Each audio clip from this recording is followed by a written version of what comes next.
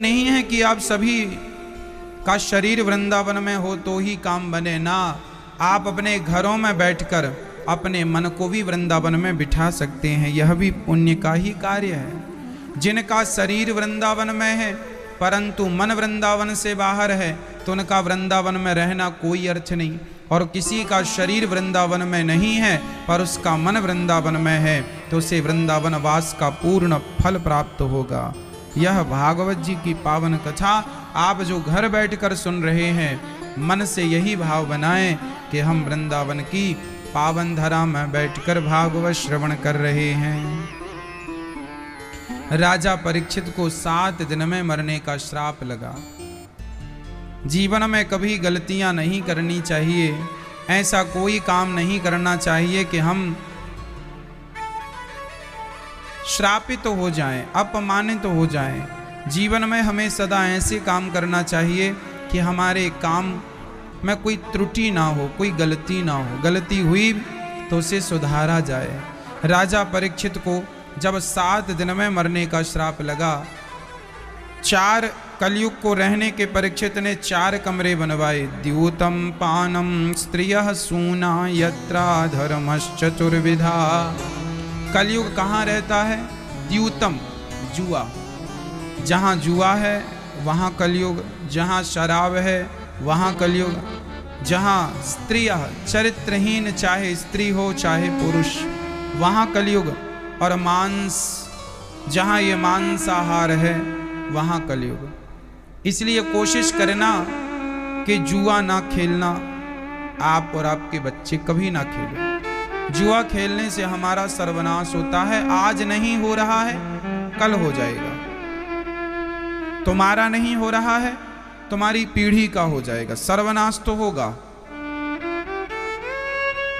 जुआ खेलने वालों की क्या दुर्गति है हम अच्छे से जानते हैं। इसलिए स्वप्न में भी ताश के पत्ते नहीं लेना चाहिए हाथ में। सपने में भी जुआ नहीं खेलना चाहिए। यदि आपके घर में आपके बच्चे और आपके परिवार में कोई खेलता है, उसे रोकिए, कथा सुनाइए, समझाइए। जुआ खेला था कौरवों ने, पासे फेंके थे ना मामा शकुनी ने। जुआ खेला था कौरवों ने। कौरवों का परिणाम देख लीजिए। महाभारत का युद्ध यदि जुआ ना होता ना माँ, तो महाभारत कभी ना होता। महाभारत को जन्म देने वाला जुआ है। द्रौपदी की साड़ी खिंची, कारण कौन था? जुआ। 5 पांडव हार गए, कारण कौन था? जुआ। कौरवों का सर्वनाश हो गया, कारण कौन था? जुआ। धृतराष्ट्र के बच्चों की चिता में आग लगाने वाला कोई नहीं बचा, कारण कौन था? जुआ।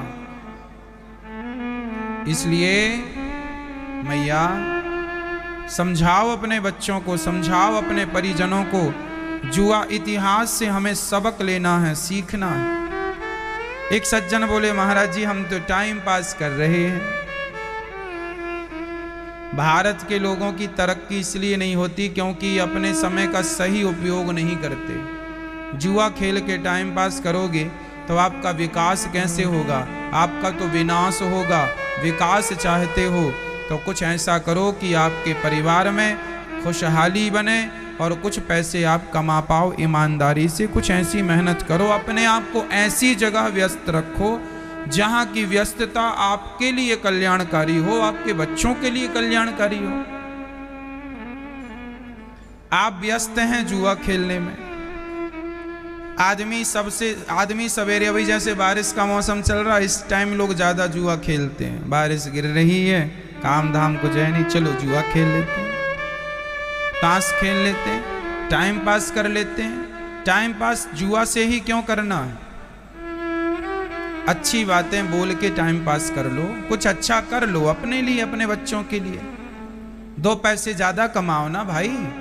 जो समय जुआ में लगा रहे हो वो अपनी तरक्की में लगाओ, अपने विकास में लगाओ।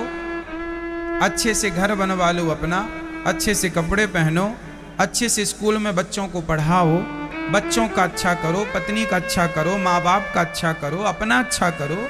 इसमें समय लगाओ, जुआ में समय लगाने से किसका अच्छा होगा? सिर्फ विनाश होगा जुआ खेलने से। इसलिए जुआ नहीं, शराब बिल्कुल नहीं, पानम, शराब को स्वप्न में भी स्पर्श नहीं करना चाहिए।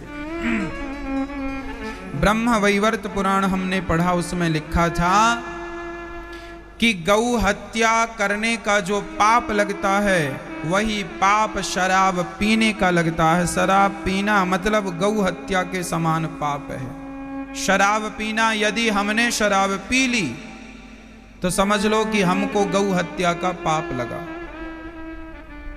बहुत निकृष्ट होती है शराब, बहुत निकृष्ट होती है। इसलिए हमें शराब से दूर रहना चाहिए। गौ हत्या का पाप सिर पे लेके घूमने से क्या फायदा? शराब पीने वालों से कह दो कि घूंट घूंट में तुम्हें गौ हत्या का पाप लग रहा, कैसे उतारोगे? कहां जाओगे शराब पी के? नाली का कीड़ा वहीं जन्म लेता है, वहीं मर जाता है, वहीं जन्म ले। ये नाली के कीड़े कौन हैं? शराब पीने वाले, मांस खाने वाले। यह जब मर के जाते हैं भगवान के धाम में, यमदूत ले जाते हैं। यमराज कहते हैं, क्यों रे, मैंने तुझे कितना सुंदर मनुष्य का शरीर दिया और तूने देख शराब पीकर अपना जीवन बर्बाद कर लिया। ना खुद का ही भला किया, ना दूसरों का ही तूने भला किया। तुझे क्या मैंने शरीर शराब पीने के लिए दिया था? जीवों की हत्या तूने की, मांस खाया, मुर्गी को मारा, मछली को मारा। क्या इसलिए मैंने तुझे मनुष्य बनाया था कि तू किसी की जान ले ले? अरे जान बचा ना सका किसी का तो जान लेता क्यों है? चल अब तुझे दंड दिया जाएगा। क्या दंड महाराज? नाली का कीड़ा बन जा, नाली का कीड़ा बन जा। जा। कितने दिन तक बनूंगा महाराज नाली का कीड़ा? युगों युगों तक। कब तक? युगों युगों, पूरे कलयुग तू नाली का कीड़ा ही रहेगा। कोई 1,00,000 साल तक नाली का कीड़ा, कोई 50,000 वर्ष तक नाली का कीड़ा। ईश्वर का दंड ऐसे ही तो होता है, आजीवन कारावास। हमारे भारत का दंड कैसा है? आजीवन। जीवन जब तक जियोगे जेल में रहोगे, गलती की है ना, जेल भोगो। ईश्वर का जेल क्या है? नाली का कीड़ा बना देते हैं, यही तो जेल है। तुम भाग के जाओगे कहां? ईश्वर का कुछ हिसाब किताब अलग है। पापी, शराब पीने वाला, मांस खाने वाला, शास्त्रों को उठाकर पढ़ लेना, नाली का कीड़ा बनता है। इसलिए आपने देखा होगा नाली में कितने कीड़े होते हैं। आपने कभी दृष्टि डाली? नहीं डाली? हमने डाली थी एक बार। इतनी सी जगह में गिनती की जाए तो करोड़ों कीड़े निकल जाएंगे। हाँ या ना? भारत की समस्त आबादी 135 करोड़ है और आप किसी गड्ढे में ही नजर डाल दें तो 135 करोड़ कीड़े तो एक जगह मिल जाएंगे आपको। हाँ या ना? गांव की एक नाली में 135 करोड़ कीड़े होंगे। सोचो मेरी मां, यदि गांव की एक नाली में 135 करोड़ कीड़े हैं तो सोचो ये कितने जन्मों से कीड़े ही बने होंगे। तब तो इनकी जनसंख्या मनुष्यों से ज्यादा है। करोड़ों में मैया, अरबों में मेरी मां, कोई एक को भगवान उन योनियों से निकाल के मनुष्य की योनियों में भेजते हैं। जा अपना कल्याण कर ले। हम फिरत सदा माया कर प्रेरा, काल कर्म स्वभाव गुण घेरा। आप लोगों को पता नहीं कि आपके पास क्या है। आपको पता ही नहीं आपके पास क्या है।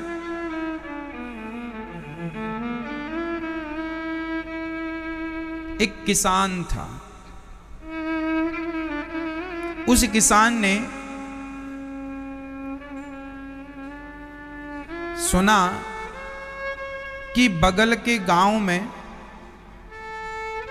खेतों की खुदाई होने पर बड़े बड़े हीरे निकल रहे। उसने अपनी पत्नी से कहा, सुनो, अब मेरे दिमाग में कुछ और चल रहा है। क्या? मैं अपना खेत बेचने वाला हूं। पत्नी ने कहा, ना, ससुर जी की निशानी है, बाप दादों की संपत्ति है, खेत ना बेचो। ना, मैं तो खेत बेचूंगा। क्या करोगे बेच के? बोले, पड़ोस के गांव में खेती लूंगा और वहां खुदाई करूंगा तो हीरे मिल जाएंगे, हमें बहुत लाभ होगा। पत्नी ने समझाया, पति ने नहीं सुना, जमीन बेच दी माटी के भाव।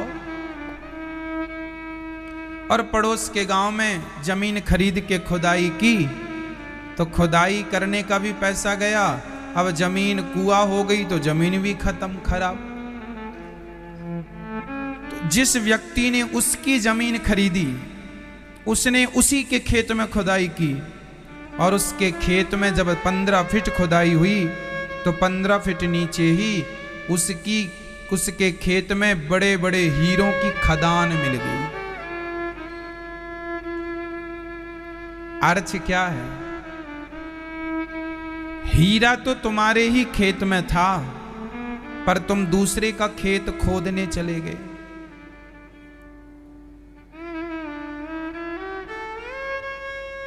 हाँ मेरी मां, उसी प्रकार परमात्मा ने ये जो हमारा शरीर हमें दिया है, यह वो शरीर है, यह वह खेत है जिस खेत में हीरा छिपा हुआ है। जरा सी खुदाई करने की जरूरत है, दूसरों को ताक झांक करने की जरूरत नहीं है। आप आंख बंद करो और अपने ही भीतर ध्यान लगाकर देखो, वह परमात्मा रूपी हीरा कहीं बाहर नहीं बैठा, स्वयं आपके भीतर वह परमात्मा बैठा हुआ है। उस परमात्मा को अंदर ढूंढने की कोशिश करो। जिस शांति को आप संसार में ढूंढते हैं, वह शांति आपके अंदर है। ये शांति आपको कब मिलेगी? जब आपको ये पता चल जाएगा कि मेरा खेत सबसे कीमती है। उसे किसान को ये नहीं पता था कि मेरा खेत ही सबसे कीमती है, उसे लगा दूसरों का खेत कीमती है। मेरी माँ, आपका ये मनुष्य का शरीर सबसे ज्यादा कीमती है। 84 लाख खेत हैं, 84 लाख योनियां हैं ना। कितनी योनियां होती हैं? कुत्ता, बिल्ली, कीड़े, पतंगे, ये सब मिला के कितनी योनियां हुई? 84 लाख। 84 लाख खेत समझ लो। तुम दूसरों के खेत को अच्छा कह रहे हो। आप कहते हो कोयल कितनी अच्छी है, आप कहते हो मोर कितना अच्छा है, आप कहती हो हंस कितना अच्छा है। आपको हंस इसलिए अच्छा लगता है क्योंकि आपने अपने आप को कभी देखा ही नहीं। इस दुनिया में सबसे अच्छे आप हैं, लेकिन आप अपने आप को कभी देखते ही नहीं। आपको लगता है कोयल की आवाज अच्छी है, आपको लगता है मोर का पंख अच्छा है, आपको लगता है हंस का रंग अच्छा है।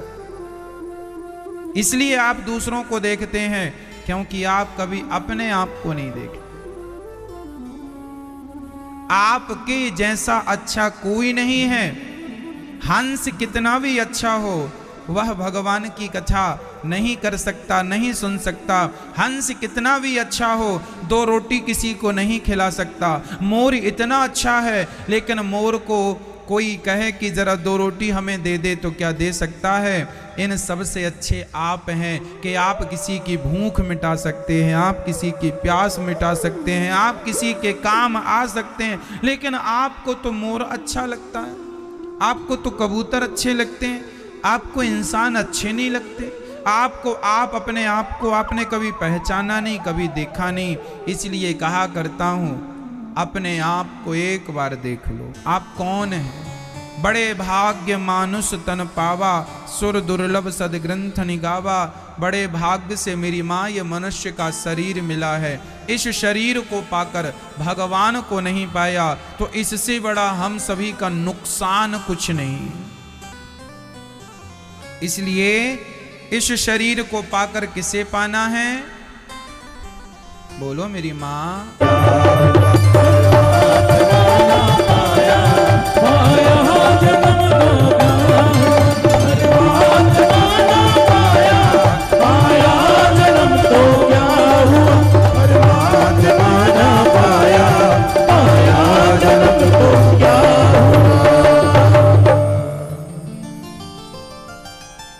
सब कुछ पाया पर उसे ना पाया जिसे पाने आया है।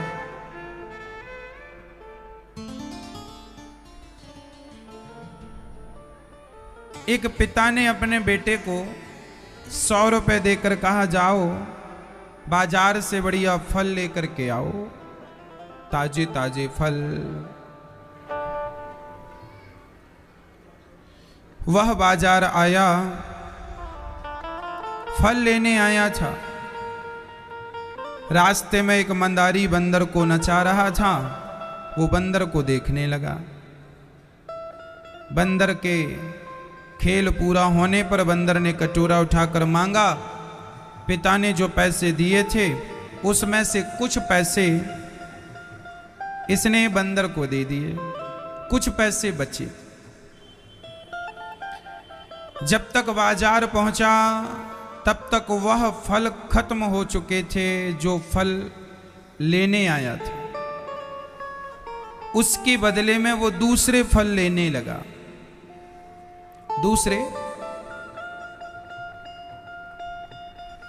दूसरे फल लिया, कुछ साग सब्जी ले ली और चला। पिता ने कहा, चल बेटा बोल। आ गया? हाँ हाँ पिताजी आ गया। मैंने भेजा था कि जाओ बाजार से बढ़िया आम लेकर आओ, ताजे ताजे आम खाने का मन है। बेटे ने कहा, पिताजी आम तो मिले नहीं। क्यों? खत्म हो गए। अरे खत्म कैसे हो गए? बाजार में तो आम बहुत है। पिताजी मैं थोड़ा बंदर का नाच देखने लगा। अच्छा तो लाया क्या है? पिताजी मैं अंगूर लेके आया हूं। पिताजी ने कहा, बेटा मैं अंगूर तो नहीं खाऊंगा, मुझे तो आम खाने का मन था।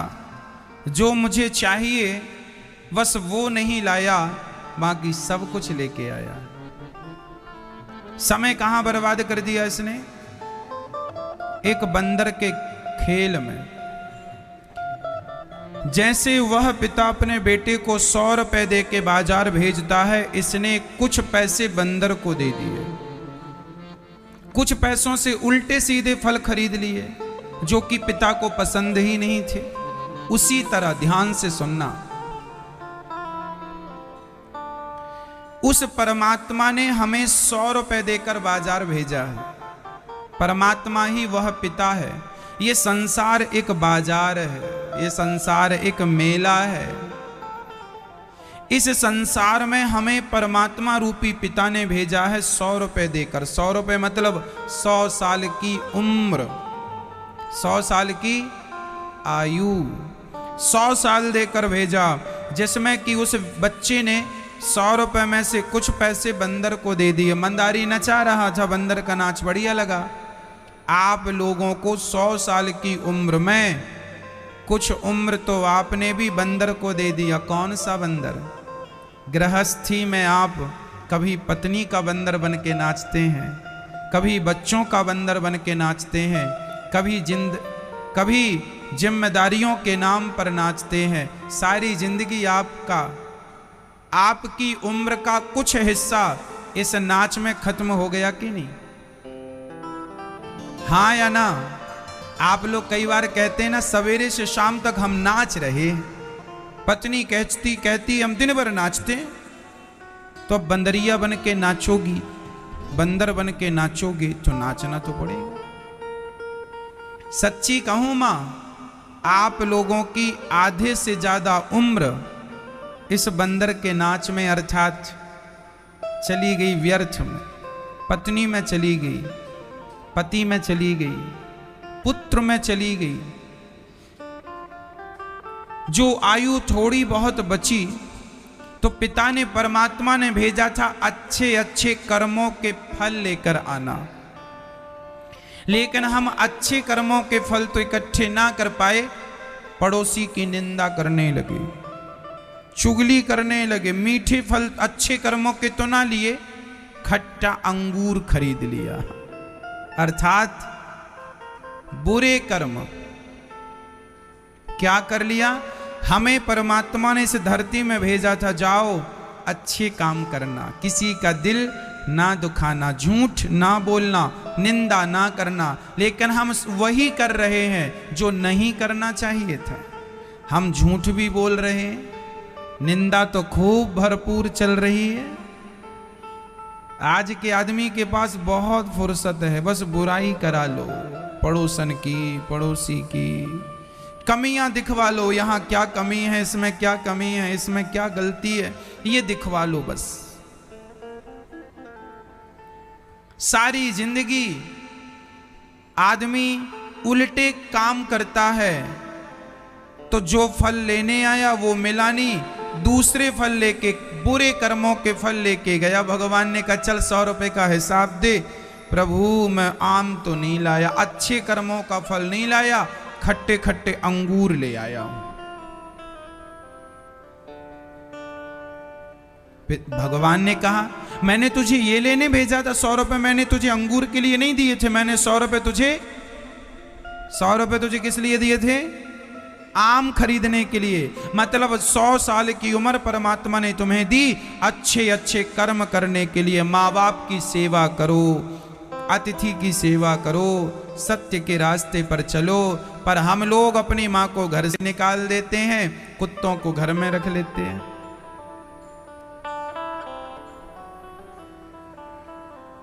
हम अच्छे कर्म नहीं करते, बुरे कर्मों के फल अंगूर समेट लेते हैं। और भगवान को ये बुरे कर्मों का फल बिल्कुल भी पसंद नहीं है। भगवान बोले अब तू बुरे कर्मों का फल लाया है, अब तू ही खा। अंगूर ले आया है ना, अब तू ही खा। तूने गलत कर्म किए हैं, जा इस गलत कर्म का परिणाम तू ही भोग। नरक भेज देते हैं भगवान, जा तू भोग, कर्म किया है गलत, भोग तू। नाली का कीड़ा बन, चमगादड़ बन, सुअर बन, बिल्ली बन जा। फिर जैसे आपके कर्म वैसे आपका शरीर। ये मनुष्य का शरीर जो मिला है मेरी माँ, वो संसार के व्यर्थ के कामों में गंवाने के लिए नहीं, ये शरीर मिला है उस परमात्मा का चिंतन कर लो, श्री कृष्ण की प्राप्ति कर लो, इसी से मानव जीवन सफल है। भगवान को याद करो, भगवान के लिए आंसू बहाओ, भगवान का चिंतन करो और भगवान के लिए जियो और भगवान के लिए मरो। काम धाम खूब करना, पैसा वैसा खूब कमाना, पर सब कुछ करते हुए भगवान का चिंतन अहर्निश बना रहे। हे नाथ मैं आपको कभी भूलूं नहीं, हे नाथ मैं आपको कभी, हे नाथ मैं आपको कभी भूलूं नहीं। बस ये चिंतन सदा बना रहे, भगवान मेरे हैं, मैं भगवान का हूं। बस सारे काम करो जिंदगी में अच्छे, पर सब कुछ करते हुए अपने कृष्ण को, अपने प्रियतम को, अपनी प्रियतमा अर्थात हमारी किशोरी जू राधा रानी और श्याम सुंदर का स्मरण बना रहे, उन्हें ना भूल जाइएगा। विडंबना यह है, आम लेने गया, अंगूर लेके आ गया, हमें तो पसंद ही नहीं, अब लेके आए हो तो तुम ही खाओ।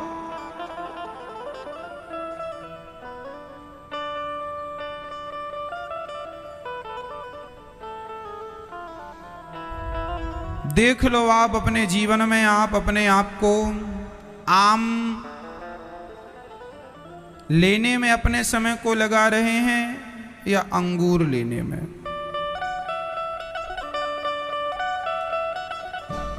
राजा परीक्षित ने कलयुग को 4 स्थान दे दिए। जुआ नहीं खेलना, शराब नहीं पीना, मांस नहीं खाना, चरित्र से नहीं गिरना, इन चारों से बच के रहना, बुरे कामों से बच के रहना।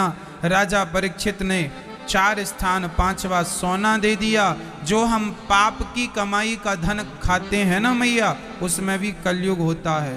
धन 2 प्रकार का होता है, एक धन होता है आपकी मेहनत का और एक धन होता है आपकी बेईमानी का।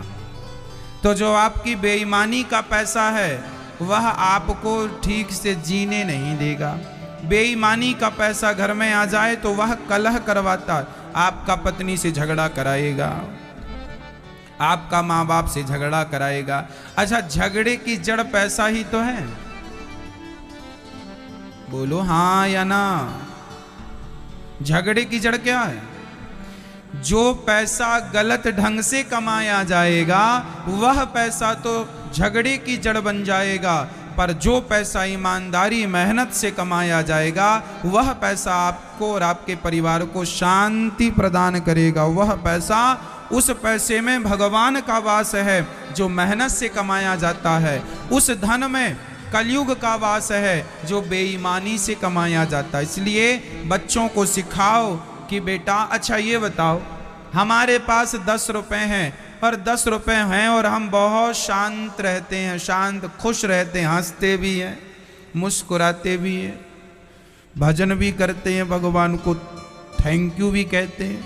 और हमारा पड़ोसी 1 करोड़ कमाता है पर बेचारा दिन भर टेंशन में रहे, न सो पाता है, न उसे भूख लगती है, दिन भर उसकी पत्नी से, पति से, पुत्र से झगड़ा होता है, नींद की गोली खाने पर भी नींद नहीं है। अब बताओ, उसके पास करोड़ हैं और हमारे पास सिर्फ 10 रुपए, और हम 10 रुपए में पत्नी के साथ, बच्चों के साथ बहुत प्रसन्न हैं, खुश, नमक रोटी के साथ हम बहुत खुश हैं। और हमारा पड़ोसी करोड़ कमाता है, 56 भोग खाता है, पर फिर भी वह दुखी रहता, अशांत रहता है, उसके होंठों पे कभी हमने मुस्कान नहीं देखी। अब आप बताओ कि वह करोड़पति करोड़ कमा कर ठीक है या हम 10 रुपए कमा के ही ठीक है? बात 10 रुपए और बात करोड़ की नहीं है। जितने धन में आपके होंठों पे मुस्कान आ जाए उतना जीवन में पर्याप्त होता है, बहुत है।